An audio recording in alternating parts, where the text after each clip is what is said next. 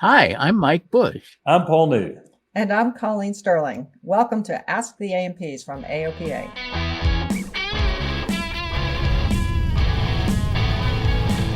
On Ask the A&Ps, we take your toughest maintenance questions, the ones that have your mechanics stumped, and try our best to give you answers. And, once in a while, we actually do. So if you have a question, once in a while, you have a question, and if you don't, we're going to have a very short podcast. So we really would encourage you to have to submit your questions. Please send in your questions by email to podcasts@aopa.org, and we'll try to get you on the next recording session for the show. And if you like the show, wrong answers and all, please subscribe and follow us. We'll be here. And if you'd like to get on our email list to get our monthly newsletter and other interesting stuff, the easiest way to do that is to pick up your smartphone and text the word SAVVY, SAVVY, to 33777. And a little email bot will ask you for your name and email address and put you on the mailing list. That's text the word SAVVY, SAVVY, to 33777 to put yourself on our mailing list. Is that a prime number, Mike? Oh, gosh. 33777. I'll have to check. Gosh, now we have to check. I've been hanging out with the mathematicians. It's possible. It's odd, so it's at least starting in the right half of the numbers. I'll bet it is. He's going to think about that for the entire podcast. Yeah, that's right. I may have to run a program to. So, Paul, I hear you have a fast airplane. Give us the Cirrus fast story, Paul. Okay, this is the real short version that, and I'm not going to give out everybody knows my end number. Well, anyway, so I'm going to Myrtle Beach last week to do some presentations with the Cirrus folks. And I'm descending out of 11,000 feet. I have a 40 knot tailwind, which I never have a 40 knot tailwind. It's my first indicator that I was probably flying to the wrong destination. But anyway, in my descent, going down to 2,000 feet, the controller calls up and says, how long can you keep up that speed? And I thought very unprofessionally that he was just vicariously enjoying me going really fast. And I said, I can do this all day long. So he says, great. Do that all day long to turn final, and I can get you in number 2. So it's an apology for being so unprofessional, but also a big thank you to the controllers at Myrtle Beach, being so cool about having such an unprofessional pilot arrive. But I was rocking, let me tell you. So Paul, and I did make it. I did make it to a 3-mile turn to final at a pretty decent speed. Good, you didn't have a citation flying up your backside. No, I think it was a 737. Oh. So they said caution, wake turbulence to the 737. I'm sure they did. I'm sure that's exactly what they said. Our first question is from Lamberto, whose plugs are all wet. Go ahead, Lamberto. Yeah, I have a 152 with a spare hawk conversion, and I'm having the bottom plugs on the number 2 and 4 cylinder soaked with oil. And this is a relatively new airplane with me. I did some research on the internet and found that it can be a common problem with 152s in general. And I heard that basically cleaning the plugs every 25 hours is sometimes the best approach. But I'm not sure if that's because it can't be fixed. But it just seems odd that someone would have to put up with that. So I'm just wondering, I'd like to fix the problem. An A&P told me that maybe one of the rings is stuck, so they recommended a piston soak with Preeminent B12, I think it's called. And that's pretty harsh. Yeah, it's pretty harsh stuff, but it would clean it. But I was afraid of if that stuff gets in the engine, it might, maybe affect the seals potentially, or I'm not sure. There's a silk, thread in there, but I don't know if it affects that. But And then I thought maybe I could do that with, some other less, harsh material, more benign, but that may not, fix it. Do I open the plugs and rehone them? I'm sorry, open the cylinders and rehone them. What options do I have so that I don't have this reoccurring problem? I flew the airplane from California to South Florida, and I had no issues at all. And right before I landed at my last destination, about 20 minutes early, I started to feel a little bit of a vibration, and Mhm. and then when I landed, I went to do the run up, and it was failing the run up. So that's when I started finding this issue. I cleaned the plugs and it ran fine, but it seems that I'm not going to make the 25-hour cleaning. So I'd hate to clean the plugs more often than that. I have Fortunately, unfortunately, I have two airplanes, so I'm not an A&P, so so it's just I'd like to keep the maintenance as low as possible because there's Sure. already enough there. Did you, just first curiosity, did you check the gap at the spark plugs? Um, I did not, but they were. I did not. Paul's I thought. Paul's going down the road that the plugs aren't firing consistently, so they're not cleaning. Yeah. You could Well, also they're check, obviously not firing consistently. Yeah, you could also check the resistance, right? There's a Sure. couple things The that cause the resistance, plugs. yeah, I checked. I checked the resistance. I bought other plugs and put other plugs there. What okay. kind of plugs are you using? I bet they're BYs. I'm using the yeah, because the Sparrowhawk STC particularly calls for the BY37. I'm going off the top of my head. Right. Yeah. I'm actually thinking of maybe buying the other more expensive fine wire plugs if that would help. But I don't want to do that if it's like, man, that's not really Well, gonna fix the issue. the BYs are probably as resistant to oil fouling as any plug. Yep. So if you are using BYs, that kind of rules out doing anything in Right. that department. Have you bore scoped the cylinders, look for the cross hatching and that sort of thing? I did, and I didn't see much cross hatching. I had an AP look at it. He said, that's the problem with today's boroscopes. They look so good. The camera's so good Blame that it it on the finds bore any scope. issue. It's the bore So, scope. That's funny. but the other cylinders, I said, well, let me have a reference. Is it just because 2 and 4 have the problem? Let me look at the other two, and the other two looked identical to the 2 and 4. In other words, 1 and Mhm. 3 looked identical to 2 and 4. So I'm thinking, well, okay, that doesn't look like the issue, but maybe on 2 and 4, it's I don't know what the ring looks like on 2 or 4. How much time on these cylinders? 1,000 hours, he said. Okay. Yeah, since overhaul 1,000, and I think I'd have to look at the logs, and I should have done that before this. But one of them was actually replaced recently, but I think that's not one of the that's not 2 and 4 that was affected. Okay. Well, let's we'll segue from the spark plugs, which it sounds like you're using as good a choice of Mhm. spark plugs as you could have, to this piston soak that you called it. I think your mechanic was onto something, but he was a little bit off the mark. Yeah. Okay. First of all, you definitely don't want to put Berrymans in your engine. That stuff is really strong, and it's not going to do very good for O-rings and gaskets and stuff. And it's not something you want to use in your. We use them in turbochargers and stuff, but those are all metal, and they don't have any seals in them. Okay.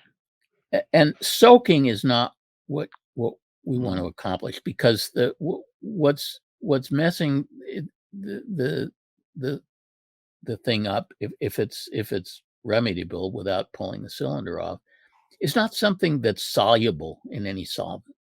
You have to physically force it out. You can't dissolve it. So it's not something where you want to pour some solvent in there and let it sit for a week. That's just not the right thing to do. But we do have a ring flush procedure that we recommend, that does involve filling the combustion chamber of each cylinder to be treated with a pretty benign solution of oil and mild solvent like Stoddard solvent or Horsol or something. And then putting the spark plugs back in to seal up the combustion chamber and pulling the prop through the compression stroke to force the fluid through the ring pack and through the little oil feed holes in the piston. If the problem isn't too bad, then you can force the fluid through, and then you lather, rinse, repeat several times, and each time you force it through, it flows a little bit more easily because you've physically forced the gunk out from the ring pack and the oil feed holes and into the crankcase. And of course, after you're done with this, you drain all that stuff out of the crankcase and put fresh oil in the engine. On the other hand, sometimes you put the fluid in and you just can't pull the prop through, no matter how hard you pull on it. It's just locked. And when that happens, that means that the problem has gone so far that the only way to remedy it is to pull the cylinder off and physically clean up the piston. And you typically will put new rings and a light hone on the cylinder and put it back together. This procedure that Mike's describing is kind of like flossing your teeth, right? You're physically removing the obstruction where there should be a gap and there isn't a gap. And he's saying if you can't floss anymore, then you got to go into more dental surgery. Oh God, flossing, piston flossing. But so it's a good procedure. It's an unusual procedure in that it can be therapeutic or it can be diagnostic, and you never know which it's going to be until you try it. Either you're able to force fluid through, in which case that's a really good thing, or you're not able to force fluid through, in which case that tells you very clearly that cylinder is going to have to come off because it's so badly plugged up with gunk. And the gunk, by the way, is lead sludge, and it has to do with the fact that we run these engines on leaded avgas, and it's not good for them. Yep. And by the way, in the future, if you have the option of running that 152 engine on MoGas, that's a better thing to do. It's a lot cleaner, but not every airport has MoGas available, and a lot of people are allergic to hauling 30-pound cans of fuel to dump in their tanks, especially in high-wing airplanes. Yeah. So, but in any case, recommend trying the ring wash procedure, and maybe it'll be successful. And if it isn't, then at least you know where you stand, and you know that the cylinders are going to have to come off and get honed and re-ringed. Our next question is from Darin, who's thinking outside the preventative maintenance box. Go ahead, Darin. Yeah, thanks for having me on. Big fan of you all. I don't think I miss many podcasts, and I've spent hours talking with Paul New at CPPs. So I've met Mike once, actually at the Cirrus migration in 2010, I think, in Dayton.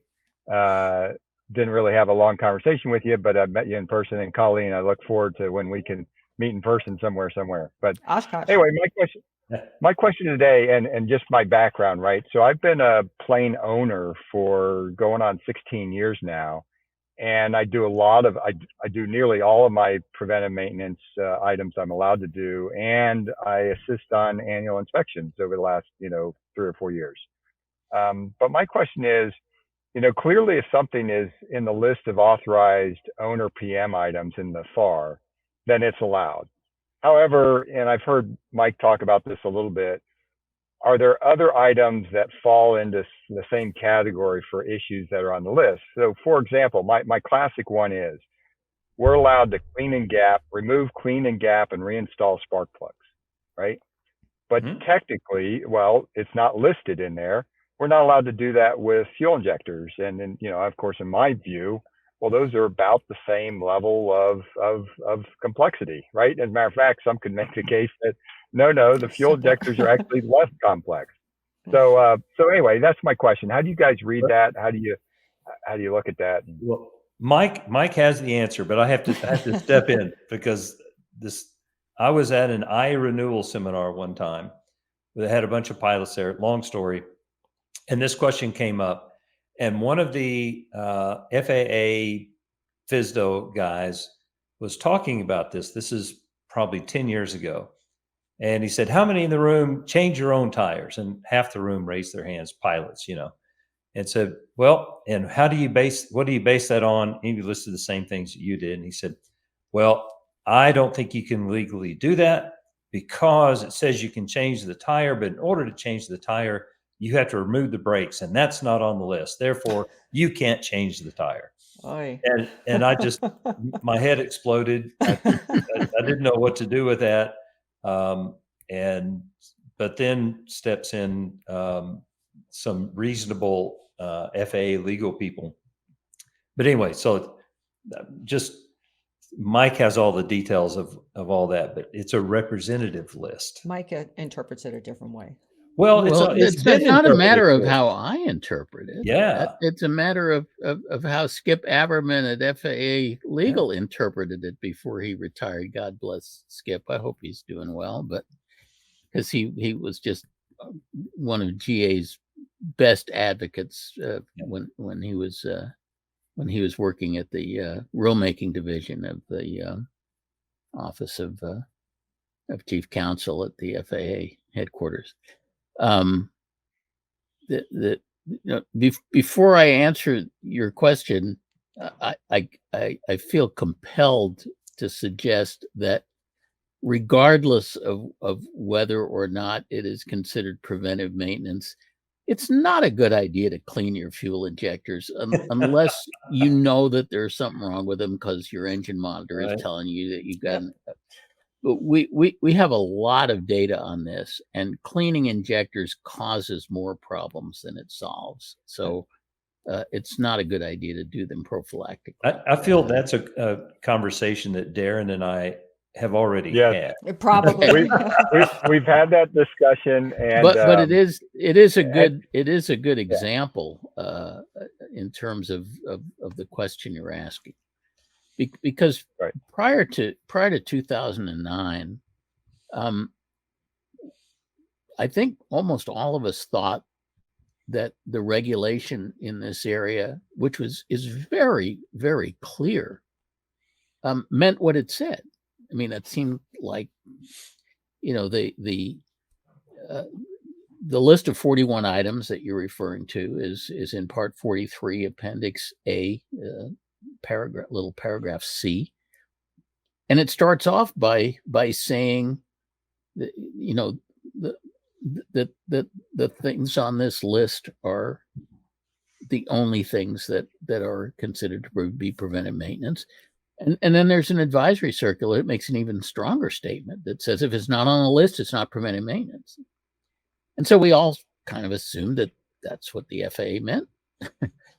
And then in 2009, a legal decision, legal interpretation came out of the rulemaking division at FAA headquarters that said the absolute opposite of that. We call it the Khalil decision because it was an interpretation requested by a guy named David Khalil, who was the vice president and general manager of Bombardier Learjet. And he asked a very specific question. He basically asked whether a pilot was allowed to check the tire or whether it took an A&P mechanic to do that. And the legal interpretation came back and said, we consider that to be a preventive maintenance item, even though it's not on the list. Checking tire pressure is not on the list, but the FAA would consider that to be a preventive maintenance item, and therefore, if that Learjet is being used for Part 91, the pilot's allowed to check the tire pressure. If it's being used for Part 135, then it takes an A&P mechanic to check the tire pressure.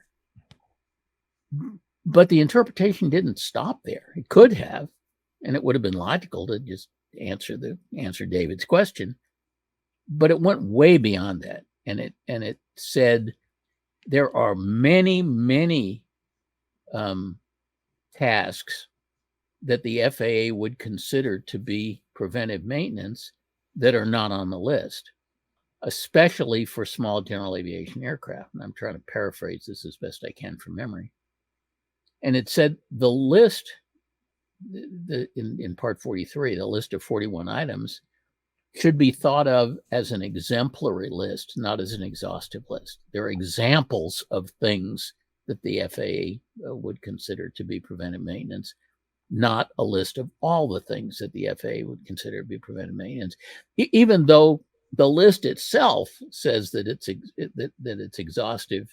The legal interpretation said, no, it's not. That's not what the FAA's intention was. You think they changed the rule, but it's very hard to change rules. So the legal interpretation actually takes precedence over the rule, because It's like a placard on the instrument panel.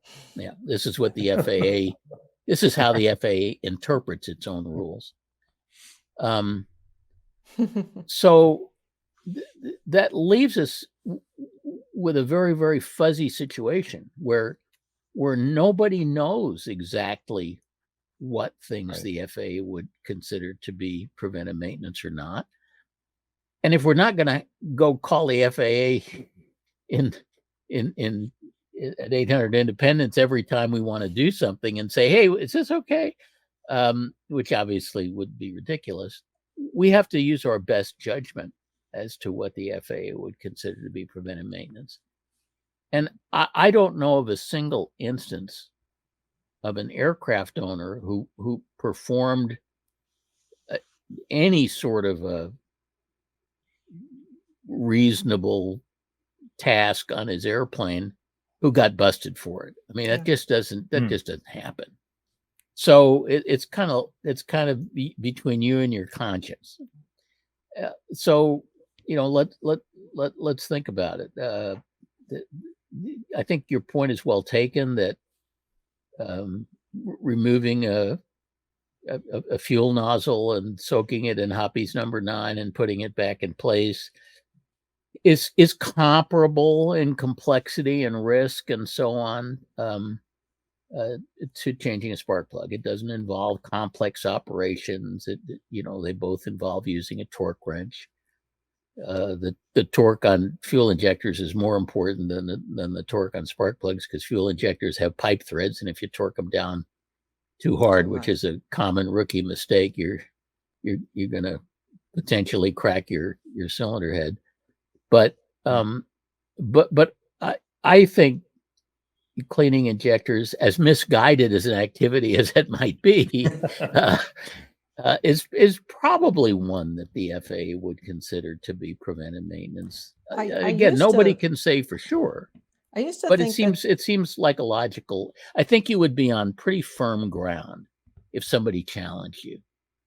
I used to think that the FAA didn't want you to open a fuel line. But then I looked at I refreshed my memory with the appendix, and it says you can replace prefabricated fuel lines. So I guess they don't have a problem with you cracking a fuel line. Yeah. So I've got a box of Hoppies. Oh, I'm sorry. Go ahead. Well, no, and also what about the static system, right? So on the plane actually I'm selling now, an SR-20, I have a flight Hobbs, and it has this differential pressure switch. And, that's part of the static system, because it measures part of the pitot, speed indication on when it turns on the flight Hobbs. Yeah. But so on that one, right, I'd be opening up the static system, which would then need to be pressure tested. Well, it's vacuum tested, and yes, you definitely can't do that. Yeah, we can't do that either, right? Well, mechanics can do that. I have the test set. I can vacuum the system to 1,000 feet and do the leak test and all that. But it does require a certain equipment. I mean, we used to do it with a manometer that we fabricated out of plastic tubing. Water, no big deal. Yeah, and water. But the other thing, since we're talking not just to you but to other people, is when you do any preventive maintenance, whether you're a mechanic or a pilot owner, you have to follow the procedures from the manufacturer and use the proper tooling and equipment. So Mike talked about the torque wrench. You have to actually have a torque wrench. And when the FAA shows up at your hangar on a surprise visit, they're going to want to know that you have the manual there and open. You have to have the manual. And that torque wrench is supposed to be calibrated. It is supposed to be calibrated, industry standards within the last year. Yeah. So, and use the right chemicals. People, we were talking about spark plugs earlier, and a lot of us will use the graphite lubricant on the spark plug threads. Lycoming specifically calls out a copper lubricant for the threads in service bulletin about the spark plugs, which is, you have to pay attention to details. If you're going to go out there and attack your engine with tools, you got to have the right tools, and you have to make a log entry per 43.9. Right. So you got to look Yeah. that up too. Yeah. Absolutely. But Paul, I mean, honestly, have you ever heard of FAA strolling into an aircraft owner's hangar and asking for the calibration on his torque wrench? That No, stuff doesn't happen. No, but I'd really want everyone to have a calibrated torque wrench. So you gotta put a once this little fear in there. podcast goes out, I'm afraid there's going to be a bunch of FAA inspectors go out looking for trouble. But it's really not the sort of thing, No. the FISDOs are overworked, understaffed, and they don't really Yeah. have time to go hassling aircraft. But this is owners why you who are don't want to working on make their airplanes. friends. Don't make friends at the FAA because they might visit. Yeah. Well, Sorry. No, they won't Yeah. show up. But the point is, it's really important to use proper tooling. Yeah. And Right. and if I can, lie to you and tell you that the FAA is going to show up and check, then I'll do that if that's what it takes to make sure that you use proper tools. So yeah, I used fortunately, to. Go ahead. oh, sorry. Fortunately, on my home field, I'm real good friends with the mechanic. And even when I'm doing PM items, right, I'm usually bouncing things off of them, asking a question, that sort of thing. And when I have, when I see something, like when I'm doing an oil change and something doesn't quite look right, that is not related to the oil change necessarily, but I got the cowling off, I'm always, pulling him over and saying, hey, what do you think of this? Yeah. What's there you worse is he's borrowing the mechanic's torque wrench. go. Well, as long as yeah, that's okay. It's probably calibrated. Probably. I was going to say earlier, I have a bottle of hoppies that I used to pull my injectors and clean them at every annual inspection. And I don't have guns. And so the hoppies was just for the aircraft. And I haven't done that in probably 15 years because I found that A, there was never anything in the injectors. And B, every time I tried to put the injectors back in, it was really difficult to not cross thread it. And I eventually got paranoid about screwing up those threads and then creating a bigger problem. So I just stopped doing it, and I haven't done it. I haven't done it in a long time. So I wouldn't recommend it unless it needs it, unless your engine monitor is showing one cylinder way lean. Or Sure. fuel stains. Fuel stains would be Yeah. another reason to do something about it. Yeah. Because that's indicating that the screen is dirty, so you're not getting the proper amount of air. Because it's not a fuel spray out of the nozzle. It's an aerated stream. And if the screen gets dirty, you're not getting the proper amount of air into that stream. And it's usually indicated by, you see fuel stains on the injector. Just means some critters crawled up in there, you got dirt or something. And this is on the non-turbo. You won't see it on the turbos. Anyway. So Yeah. anyway, long story short, I Well, leave my fuel lines alone. Thanks, Darin. This was Yeah. great question. We had a lot Yep. of fun. Thanks a lot. Yeah. Yeah. Go Okay. for it. Thanks for calling, Derek. Thanks, Darin. Thank you. Our next question is from Christopher, who's trying to convince a skeptical group to fly beyond TBO. Hey, Christopher, good to have you on. Hey guys, great to be here. Thanks for having me. So, maybe a little bit of a backstory. I fly a 1980 FR 172K, which is basically a French built Skyhawk XP2 with an IO360 KB engine in it. It's a very small club in Germany. The plane, unfortunately, doesn't fly very much, only around 50 to 70 hours per year. And it's at the moment, it's about 300 hours past TBO. So it's been flown on condition. The problem is that nobody really has a very good idea what that really means, other than just having the plane checked out for the annuals by the mechanic. So I've been, drinking your Kool-Aid and listening to the show, obviously, and tried to convince people to put in an engine monitor. I've failed so far. And we've just sent off our first oil analysis. So that's a start. Mm-hmm. And as far as I know, it hasn't been bore scoped yet. So I've asked the mechanic, but I don't think they have done that. I have actually 1.5 questions about this. So the problem that we have is recently I've seen that whenever we turn off the engine and get out of the plane, you see a lot of just gunky stuff dripping down on the front wheel pant. And I've done some diagnostics and first cleaned the belly of the plane, which hadn't been done in a while, so that was a lot of fun. Mm-hmm. And after flying it some more, there really wasn't much on there. The inside of the cowling was clean. So apparently there was no cracks or leaks or anything. And when I looked down where it was actually dripping from, it was not dripping from the breather line. So, pressurized crankshaft would have been a really nice, convenient explanation, I guess. But apparently that's not the case. It was coming from, and I hope I get this right, is it fuel over, I don't know the exact word for it, a fuel drain line, cylinder fuel drain line. I somehow found that out in some manuals I got a hand on. So that's where that's where it's dripping from.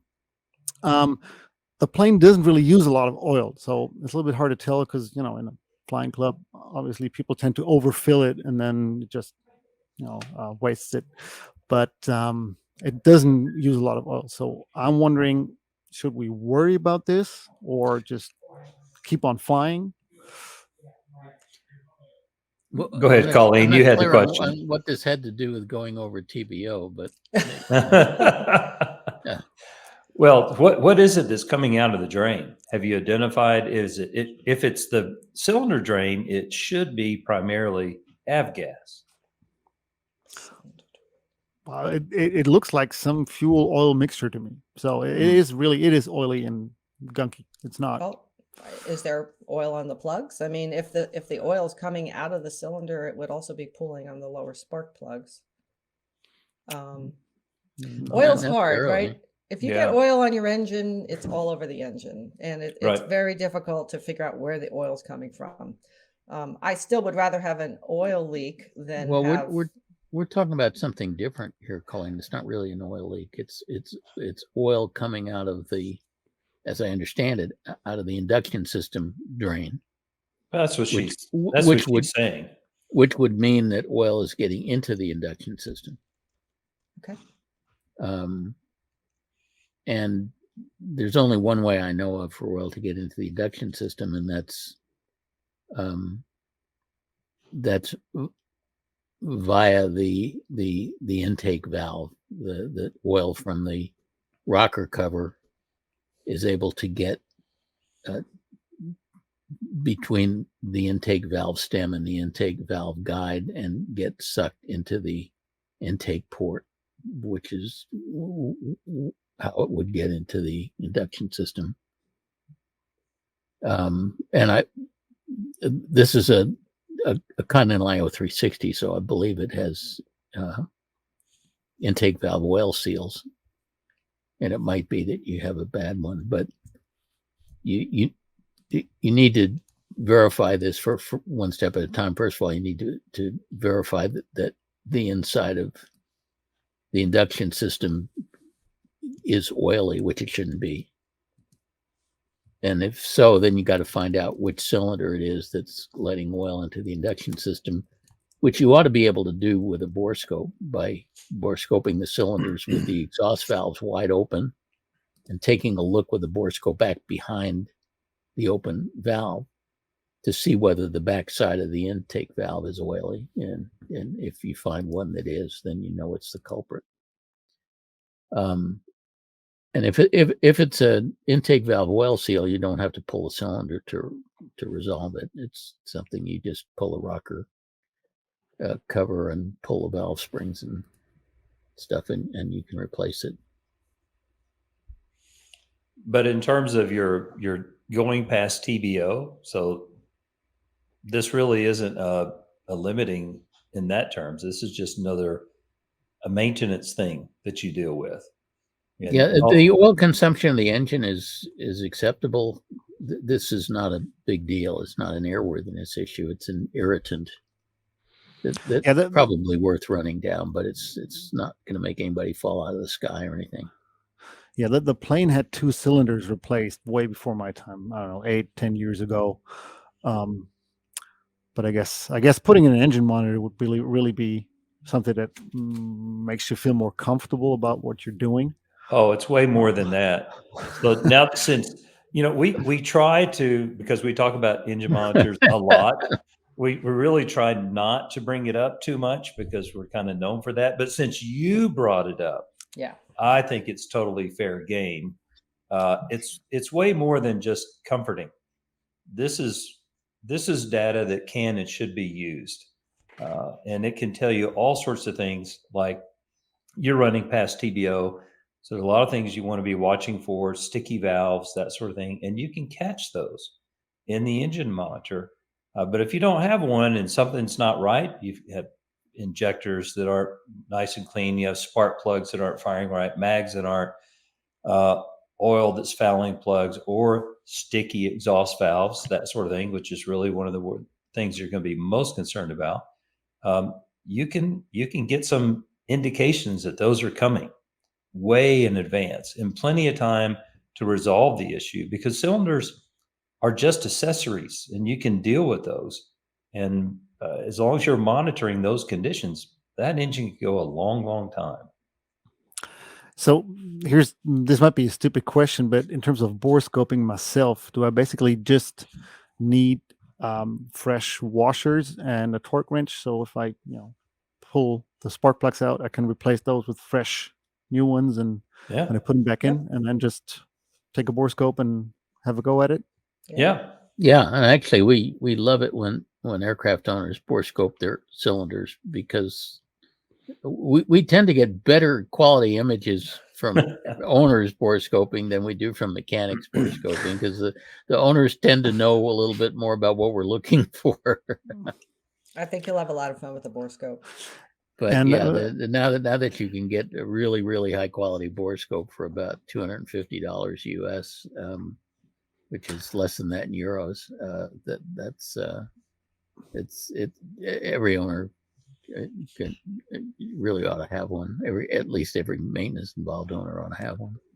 And in terms of going past TBO, Mike, in one of your books, you mentioned that it's sort of a complicated engine or a failure-prone engine, that IO360. Is there anything special we need to look out for? I would certainly not say it's a failure-prone engine. It's a less robust engine than the bigger Continentals or than the 4-cylinder Lycomings. And so it's you have to be more careful not to abuse it. Yours is not a turbocharged one, so that's a real plus. The turbocharged ones tend to be more troublesome than the normally aspirated engines. But no, there's nothing wrong. There's nothing wrong with that engine. It's just not quite as bulletproof as say the 4-cylinder Lycoming is, but it's a good engine. Okay, so just one more reason to get a monitor then.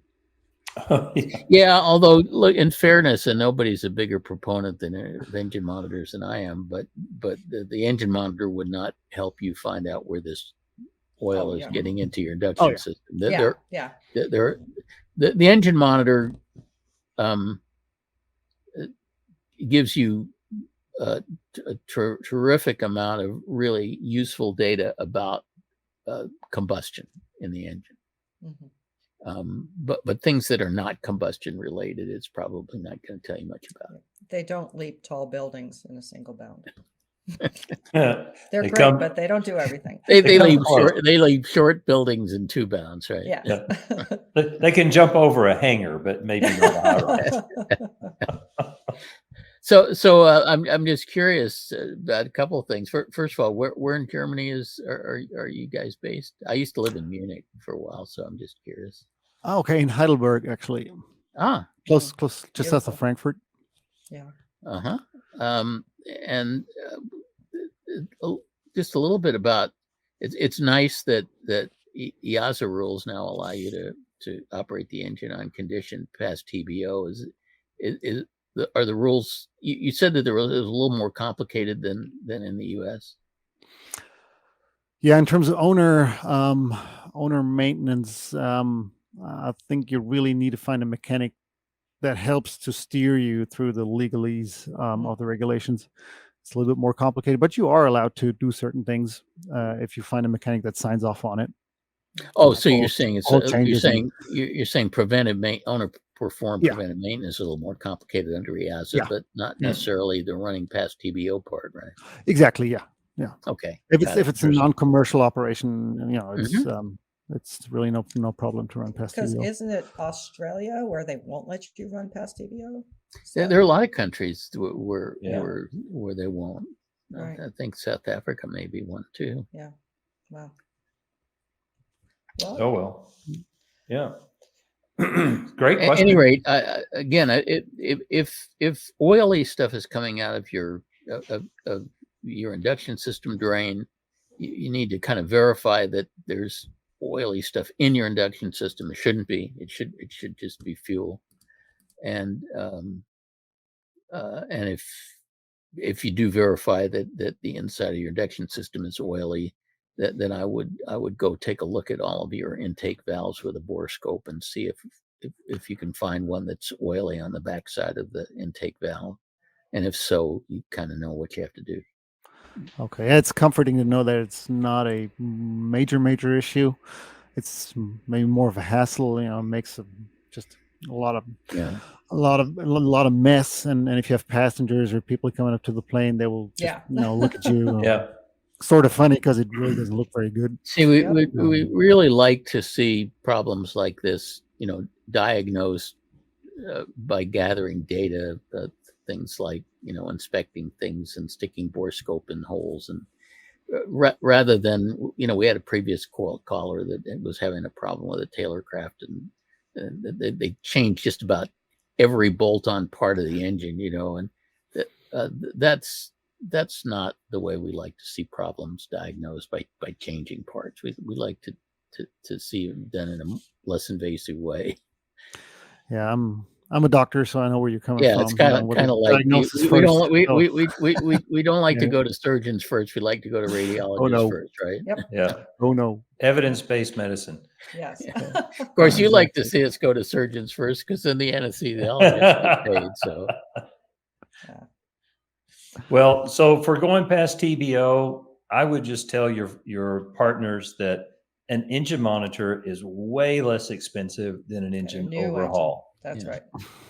yeah, and if That ought to get their it attention. seems to me if you are operating the engine on condition past TBO, you sort of have a moral obligation to yourself Yeah. to do everything you can to monitor the condition accurately, and that means cutting open oil filters. That means sending in oil samples to the lab, and that certainly means bore scoping the cylinders, and it definitely includes having an engine monitor so you can actually see what's going on inside the combustion chamber when the engine's running.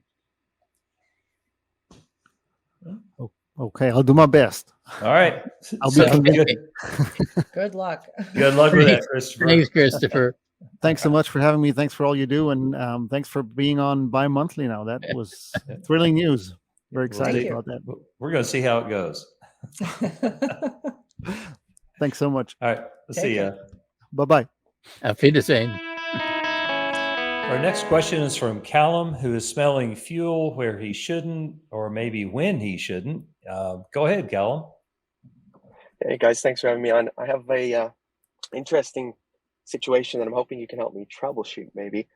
And I fly a V35B Bonanza with a normally aspirated IO 520 BB.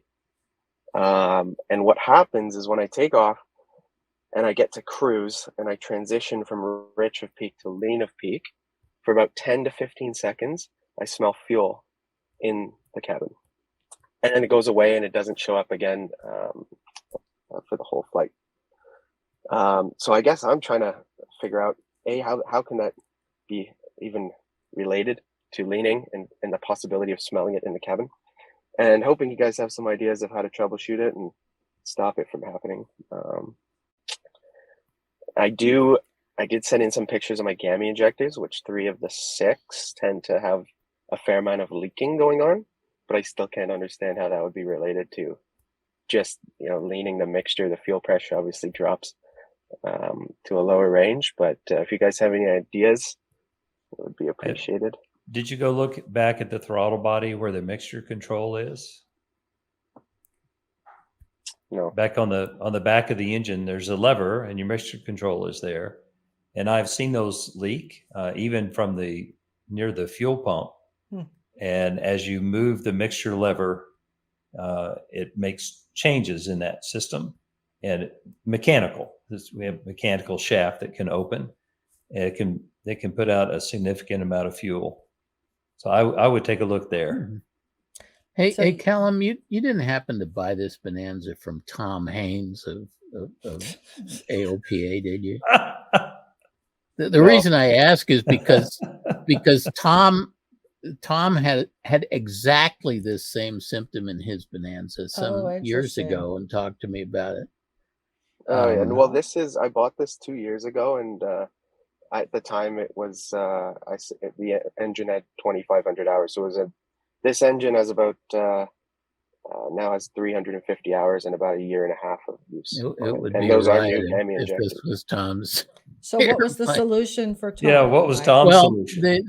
what we determined was that he had a leak in the vicinity of his fuel selector valve. Yeah, the fuel selector, and it was the Interesting. airflow. change. What happens is that when you transition from rich of peak to lean of peak, suddenly there's a dramatic increase in the amount of fuel coming back through the return lines, Right. Oh, interesting. through the the fuel tank. selector back to the tank. Yeah. And so if there's and the fuel selector in the Bonanza is a double decker fuel selector that not only controls where the fuel is coming from, but has another deck that controls where the return fuel is going to, so that the fuel goes back to the same tank that it was coming from. And so if there's a leak in the fuel selector or a leak in the attachment of the fuel lines to that second deck of the fuel selector, then that leak would be aggravated when you pull the mixture back to from rich of peak to lean of peak. So it's possible that it's not the engine at all. It's possible that it's the That would make Fuel sense selector. with It's the the fuel smell system. being in the cabin way more. So I aware. would suggest, in the interest of troubleshooting, try leveling off and not immediately going to lean of peak, and see if you still get that smell. And if you do, then I it's won't. Oh, really? I've had friends in there too, and I'm like, tell me if you smell this as well. And no matter if I wait 3 minutes or 5 minutes, it's the second I transition to lean of peak, okay. it comes, so and it's like that 10 helps a seconds, lot. and then it disappears. Well, access Well, to the fuel selector is not bad. Yeah. The fuel selector on the Bonanza is in the center beneath the floorboards. It's not on the side panel like it is in a Piper, right? It's under my left Yeah, leg when I'm It's sitting in yeah, the it's seat. on the Oh, it it's is on the on- it's not on the side panel. It's Oh, on it the is. floor, It is but near it's the on the left side. side. I And see. Okay. it's raised up a little bit. How hard is it to get back there and look at it? Probably. hard. No, I think you Yeah. just pull up the floorboard, the Hmm. wooden The wooden floor panels, which Yeah. is Oh, just wow. bizarre to me. Unless it's Adrian's, in which case it's carbon fiber. Yeah, that's fiber, right. Interesting. Yeah, that's not going to be hard to see. Now, to change it, that's a different Yeah. world. But to see Well, the problem, it's not necessarily the fuel selector itself. It could be The line going connections, to- the yeah. lines connecting to the fuel selector. Mhm. but what bothers me about this is, that's a fascinating I wonder if possibility. there's some way of figuring out it's- whether that's where the smell's coming from. If you're doing this is inside the cabin. And if he's smelling fuel, why would the fuel smell immediately go away? Because fuel smells inside the cabin linger. Well, Hmm. airflow, And right? I would smell it. You would think you might smell it later just because the fuel staining, but So you think it's coming from the engine compartment? no, I don't know. I'm just kind of, Overthinkers Anonymous trying to think through. If you got a short squirt of fuel that was enough that where you could smell it in the cabin, you should have stains that you can see. Yeah. And then those stains will have an You- avgas you- smell for a long I mean, time. say you could see after you pull the floorboard. Yeah, you should be able to see it, but you should also, I would think, still be able to smell it. Like when you come back to the airplane a week later and it's been closed up and you open that cabin door, just a little whiff of avgas smell. Mm-hmm. But that sounds like a great place to start, and it's easy to do. Also, open up the cowling and look on the back of the engine where your mixture control and the fuel pump are. Because even using Mike's analogy, or Mike, that's not really an analogy, using Mike's scenario, when you go from rich to lean, you suddenly increase the amount of fuel that wants to go back to the tanks. Mm-hmm. And maybe this is happening at some fitting out in the engine compartment. I don't know the Bonanza that well. On the 210, there's a one-way check valve mounted on the firewall. So there's several fittings in that return line. It could be at the fuel selector or almost anywhere in that line, but that's an interesting thought. So you're looking for blue. Looking for No, blue. I did take a good look at those photos that you sent of your gam ejectors, and it certainly does look like on a couple of them there's excess fuel that seems to be coming out of the shroud where the air screen is, which would mean that it's fuel coming out of the little air bleed nozzles, air bleed holes that you can't see because they're covered up by that shroud. Typically the way that happens is from over priming the engine. That typically wouldn't happen when the engine was running, because when the engine's running, there's a pretty profound vacuum inside the intake port where the fuel nozzle is screwed into, and it's going to be sucking air in through those bleed holes, not allowing stuff to come out. So you're But suggesting when you're priming the engine prior to start, you could force fuel out of those little things and create those fuel stains. So he's suggesting that's not related to your problem. It's possibly a separate issue. Yeah, you're not going to smell that. Yeah, that would be my guess. Is it has nothing to do with this issue you're talking about. It's something probably is happening during engine start and not while the engine's running. So multiple homework assignments. Great. There you go. You have work to do. You might want to lighten up on your priming a little bit. I really don't Does that prime work? much. All right. Well, No, it's no, your good. partners. I appreciate it. It's your partners. It's not you. There's somebody with Yeah. a heavy thumb, right? Yeah. Okay. Well, Okay, thank you. Good I'll question. give that a try. I appreciate it. All right. We'll look for your report. good luck. Callum. Thanks, Callum. Thanks, Callum. Okay, so we love getting letters, and we've gotten a couple of really interesting ones recently that I wanted to read to you guys. The first is from Ryan. He said, I was listening to the most recent episode about magnetic compass issues in flight. Y'all talked about E-fields, magnetized frames, degaussing. Right? You remember degaussing. That was fun. Oh, yes. Mhm. But I didn't hear you say anything about cell phones. Ever hear of MagSafe and the big hullabaloo around people's implantable defibrillators / pacemakers a few years ago?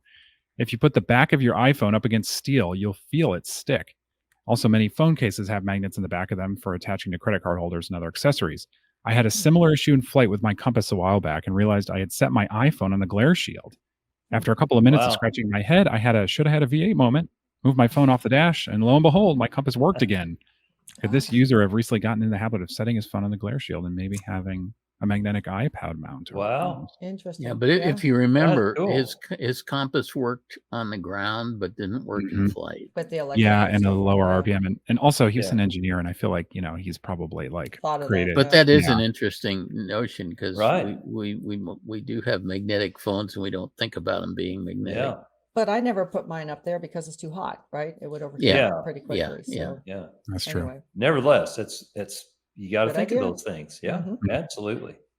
So, and this I love. This is about degaussing again. This is from Jeff. You just like to say that, don't you? I do. Well, we had fun with it. So this is from Jeff. He says, "Hi everyone, love the show. To go along with the discussion of degaussing, I worked for an airline that flew MD-80s, and these had a habit of becoming magnetized. We had a coil that Oh. was large enough to encircle the fuselage, if you can imagine. Can you Oh, imagine wow. degaussing an MD-80? My God. That's like an it's MRI like machine. It's like doing a submarine. Same Yeah. big thing. Wow. He said there was a bunch of prep work, including leaving your credit cards in your locker, and we had to get it past the nose gear. Yeah. But we would run this coil over the fuselage all the way back to the wings, back and forth, until it was degaussed enough to stop screwing up the instrumentation. Wow. It's the only airliner I've ever seen that required that kind of Must treatment on a be regular really basis. well balanced. That's That's- amazing. that is something. Because the MD-80 isn't exactly a steel tube No. airplane. It's aluminum and plastic, and I can't imagine how it would get permanently magnetized. But that's Hmm. fascinating. So you know that I may be totally wrong because I'm not an airline guy, but I believe it was the DC-9, which is the predecessor to the MD-80, MD-80, yeah. had a rear view mirror. To Yep. see the bugs hitting the back of the wings. No, to see the compass that was mounted behind the pilot's Oh, head. yeah, that's right. Really? That's right. Yeah. That's Wow. just bizarre Yeah. to me. Funny. Degaussing an MD-80. Hmm. I would And love to the see compass had backwards numbers on Yeah, it. everything was backwards. Oh, So you looked in the mirror and That's it read interesting. properly. I like that. Yeah. I'd love to see that coil. I really would. And what do you plug that coil into? Oh my goodness. Oh, wow. Probably 440 or something. Yeah. Probably. Get all the fillings out of your teeth. And I love nobody in the credit shop card with a plate in their Very head. cool. comment. See, we love letters from listeners. They always Yes. have Yeah. good stuff. Those are very good. Very That's good. good. Those are excellent. Our next question is from Jason, who might have a sticky valve or might not. He's not sure. Go ahead, Jason. Yeah, so it's a 63 model Cessna 182 with the 470R, and it was working great. I bought it in summer, and as the weather started getting cooler, I noticed rough operation right after start. And it has a JPI, I think it's the 930. It's a small one, but the one with all the stuff on it. Awesome. And what I'm finding is that number 5 is either not lighting completely or it's slow to light. It's not at 0 degrees Fahrenheit EGT, but it's several hundred degrees cooler than all the other cylinders. And this is only when it's cold. When it's warm, it won't do it. And the colder it is, the worse it is. The longer it runs before finally that cylinder decides it's going to catch up to the others, and it gets noticeably smoother and good idle and all that stuff. I did do some research online about this, and it seems like there's a few other people running around that also post that their number 5 and their 470 doesn't always want to light off right. So I was wondering if there was really a problem. My mechanic doesn't think that there is one. For what it's worth, we did, I bore scoped the cylinder, and it seemed like, just turning the prop through by hand slowly, that the valve moved smoothly. There weren't any marks that I could see on the piston crown. So basically nothing seems amiss that I could tell. I did note that the cylinder has kind of lost all its honing. It's pretty, just pretty, I don't know what you would call it, glazed or worn or whatnot. And it does collect some oil in there between running. So there is a little bit of, I guess, oil infiltration into the combustion chamber. Engine doesn't burn too much. I mean, I think I add maybe a quart every 5 or 6 hours, maybe more. Otherwise runs fine. Everything seems good. It's just that issue starting when it's cold. I love the pictures. Yeah, Those are nice great job. pictures, Yeah, Jason. good job. Oh, thank Did you. you take those? I did. Yeah. Oh, Ooh, you want a what job? what kind of borescope did you use? That's the Vividia. NVIDIA Yeah, VA200, 400, I think. The Yeah. VA400. Yeah. Nice. Very, very nice. Very, very excellent boroscopy. Mhm. I mean, the symptoms you describe sure sound like classic morning sickness symptoms. That's not very common in the 470 engines in the big bore Continental engines, but it's No. possible. And looking at your borescope images, there is actually a fair amount of exhaust buildup on the stem. So it is possible that you have a valve hanging up. Although it's interesting that when you exercise that valve cold, looking at it with a borescope, it did not seem to be hanging up, which sort of makes me question whether it is a sticking valve. But boy, the symptoms you're describing seem like they're just sort of classic So, Jason, valve if sticking. when you first start the engine, you're watching the temperatures. You said the EGTs are really low. How about the CHT? Also low. So I don't think it's a sensor issue or anything like that. The number 5 cylinder is much slower to rise. Really doesn't rise until it starts firing normally. And how long does this take? So Like I mean, 30 the seconds? longest I've ever gone is like a minute to a minute and a half, and that's when it was pretty much like right around freezing. That's a long time. Yeah. Yeah, Yeah, and it's, Well, it's a I mean- few hundred degrees cooler. It's not like 0, but yeah, a few hundred degrees. Yeah, it's not going to be 0 No. because even if that cylinder isn't firing at all, your EGT probe's going to be seeing some exhaust from the adjacent cylinders. Yeah. So it gets But And overheated. and similarly with CHT, even if the cylinder isn't firing, the cylinder is going to warm up some because it's sitting next to two neighbors that are warm, or I mean, one if neighbor, this I had guess in this case. if this had been a Lycoming, I would have had had it reamed hours ago. Yeah. Just ream it as a I would matter of just give it course. a try. Yeah, it's rare, And, and you you've know, and done there's- everything right There's diagnostically. no real official wobble test for Continentals or Yeah. or specs as to how much or how little wobble are supposed to be. But it's easy to do. But Yeah. I mean, usually the problem with Continentals is the opposite. Usually the valves are real wobbly. Yeah. Yeah. Right. Yeah. Just out of curiosity, when you were watching the valve open and close with the borescope, as the valve closed into the seat, was it sidestepping at all, or did it seem to go just straight in? No, it seemed like it was straight in, but I'm not sure if I would be. That's notice something remarkable like that. because usually they sidestep because the valve guide's so worn. Yeah. It's as improbable as it is with a 470, it just the symptoms sound so sticking valve-ish that Just I do it. think I would pursue that a little bit further. Yep. Okay. Yeah. Might be worth removing the valve springs and I mean, just you're doing everything right. All the questions are, and you Yeah. collected all the right data. This is what it's all pointing to. So give it a try. Okay. Appreciate the input. Yeah. Well, we want to know if it works. and when you see this happen where the cylinder doesn't seem to be lighting off right away, you're also noticing that the engine's running quite rough until that cylinder Yes, it is. Yes. finally Yeah. decides to light up. Okay, Yeah. just to eliminate Yeah. that this is See- complete. Yeah. Seems like it's all Um, confirmed. Yeah. Yeah.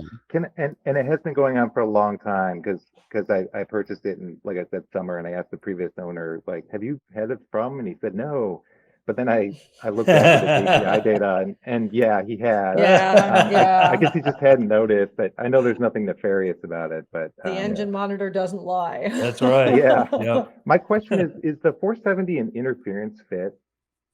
What do you mean? Yeah, I saw that in your question. I wasn't I don't know clear what what that means. what you were referring to when you say Like it's if an a valve, interference fit. if a valve was fully open, would it actually contact the piston, or does it have enough? Oh no, Oh, pressure that it's no. that's not an interference fit, but Yeah, I didn't. Yeah. Okay, sorry for using the wrong terminology. Yeah, the that's what I was the wondering though. if the valve was stuck in the fully open position, the piston would hit it. Yes. The valve the valve needs to close before the piston gets to top dead center. The Okay. valves don't always stick open. They stick in any other position they want. Yeah. Yeah. They Yeah. stick closed, they stick half open, half closed, So and if that'll affect what the EGT does. So sometimes you can have a valve that sticks partially open. So your EGTs will come up just fine, but your CHTs will not. doesn't make And compression. yeah, so it's Okay. the CHT is your proxy for power.